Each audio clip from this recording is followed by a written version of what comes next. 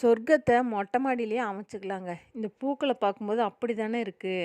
பாருங்களேன், என்ன ஒரு மனநிறைவு கிடைக்குதுங்கிறீங்க, பூக்கள போய் இப்படி பார்க்கும்போது. இது நம்ம பழைய நாட்டு செம்பருத்தி. இப்ப தான் குச்சி கிடைச்சது. செடி தழைஞ்சு வந்துட்டுருக்கு. நாட்டு செவ்வந்தியெல்லாம் இப்ப தாங்க நம்ம வீட்ல பூ பூக்குது. சீசன் எப்பவோ முடிஞ்சிருச்சு. இது அடுக்கு செம்பருத்தியில பிங்க்கு கலர். இதுலயே ஒத்த அடுக்கு. நம்ம ப்ளூபெர்ரி வளர்ந்துட்டுருக்குறாங்க. பொக்கே மாரி நாட்டு செவ்வந்தி எப்படி பூத்துருக்குன்னு பாருங்களேன். அதனால தான் சொல்றேன், ஒரு சின்ன இனுங்கு எங்க கிடைச்சாலுமே கூச்சப்படாம கேட்டு வாங்கிட்டு வந்து நம்ம நடவு பண்ணிட்டோம்னா, அது பூக்கிற சமயத்தில ரொம்ப அழகா ஒரு 1 மாசம் 2 மாசம் கிட்ட செடியில பூக்கள் கிடைக்குங்க நமக்கு தொடர்ந்து. அடுத்து ஒரு நம்மளே அந்த செடிகள உருவாக்கிக்கலாம் திருப்பியும். வீட்டு முன்னாடி இருந்த பூக்கள். ஆரம் பாருங்க. என்னங்க விலை விக்கிது? இந்த ஆரத்துக்கெல்லாம் செலவே இல்லைங்க. வீட்ல செடி வச்சா போதும். இந்த சைஸ் ஆரம் நமக்கு கிடைச்சிரும்.